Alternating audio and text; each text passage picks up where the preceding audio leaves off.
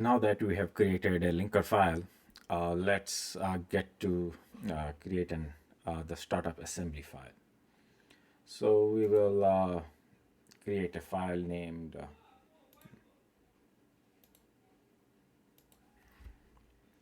startup underscore stm32 f446re.s. So that's the assembly file. Right.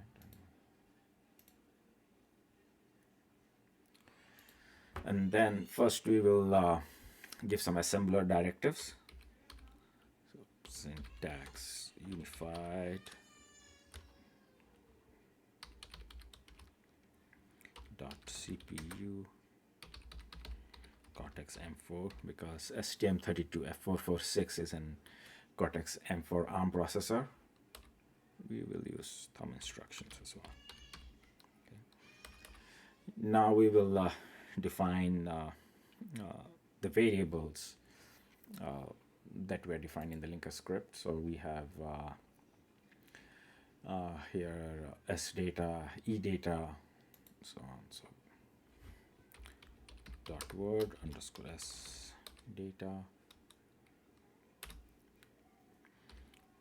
dot word underscore E data dot word underscore SBSS dot word underscore EBSS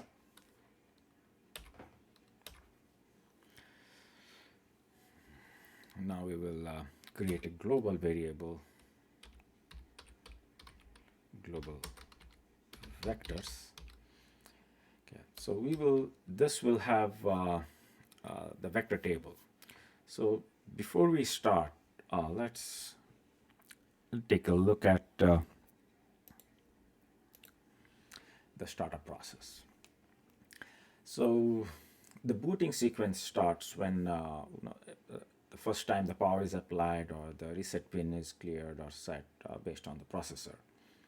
The microprocessor, the microcontroller, starts reading from memory location 0. The first information that is present at this location 0 is the stack pointer. So all the programs would need a stack to store the variables, the interim data. So they push to the stack or pop from the stack. So the stack has to be defined.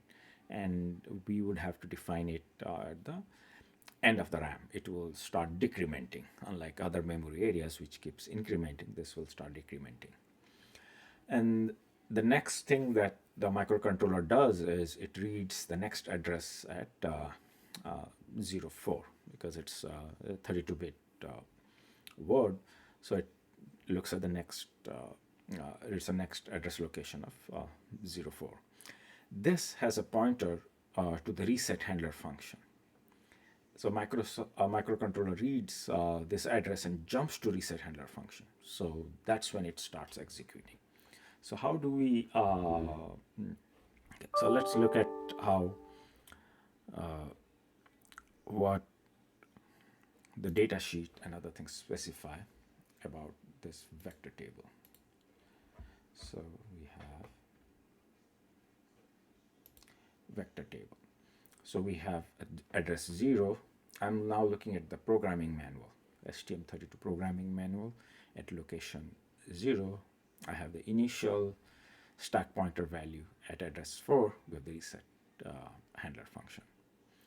And then there are other functions which are also there. This is called a vector table or interrupt vector table. So anytime, let's say an NMI fault happens, or hard fault, or memory fault, or any of these things happens, or interrupt happens here, the processor is going to look at this address, get the address of this function, and jump to that routine.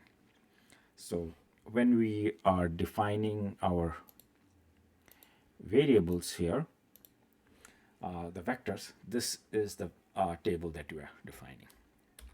And we will see here in our linker script, we specified something as ISR vector. So this is a section that we defined.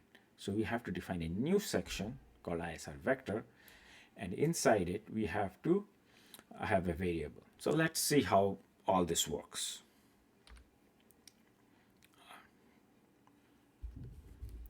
So we create a new section called .isr underscore vector.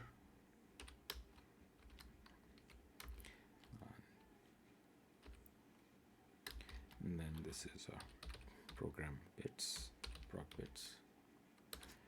And inside it, we will have vectors, this variable that we're going to define a little later. This is an object.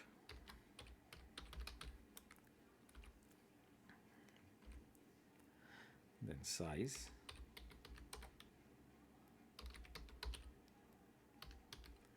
Vectors.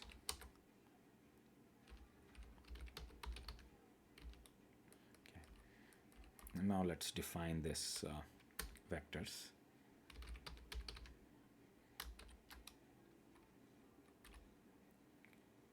Dot word, and we will specify the end of stack. We had referenced it. We created this one here, the e stack value. So this is the first word in the vector table, and the next word would be, it would be reset handler. So what next is, we will define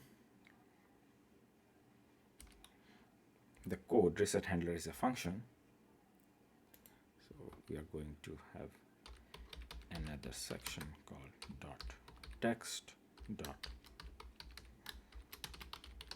reset handler. So we keyword tells that we can redefine it.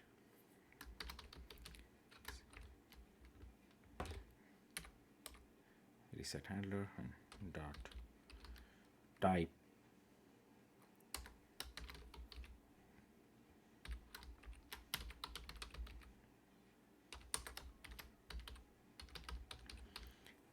as a function. Okay, so now we will go and define this function.